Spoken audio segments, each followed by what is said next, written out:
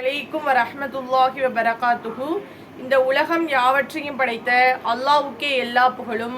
அவன் அனைத்தையும் படைத்து பரிபாலிக்கக்கூடியவன். இந்த உலகத்தில் அல்லாஹ் நம்மளை படைத்த நோக்கம் எதற்கென்றால், அல்லாஹு ரப்புல் ஆலமீன் தன்னுடைய திருமறையில சொல்லி காமிக்கிறான், வமா ஹலகத்துல் ஜின்ன வல் இன்ச இல்லா லியஅபுதூன். ஜின்களையும் மனிதர்களையும் என்னை வணங்குவதற்காகத்தான் இந்த உலகத்துல நான் படைச்சிருக்கேன். அல்லாஹு ரப்புல் ஆலமீன் தன்னுடைய திருமறையில சொல்லி காமிக்கிறான்.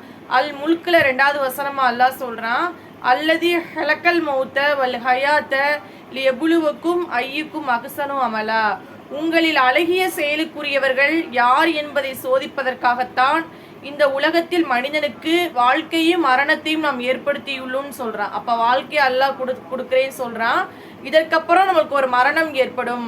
அந்த மரணம் எப்படிப்பட்டதாக இருக்கும்னா, மரணம் அழகிய செயலுக்குரியவர்கள்னா யாரு? எந்த ஒரு மூமீன் அல்லாஹ்வை தொழுது அவருக்கு இணை கற்பிக்காமல் இருந்து பெற்றோர்களை பேணி உறவினர்களை பேணி அண்டை வீட்டாரிடத்தில் கனிவோடும் பண்போடும் பாசத்தோடும் யார் நடக்கிறார்களோ அப்படிப்பட்டவர்கள் தான் அழகிய செயலுக்குரியவர்கள். அஸ்ஸலாமு அலைக்கும் வரஹ்மத்துல்லாஹி வபரகாத்துஹு.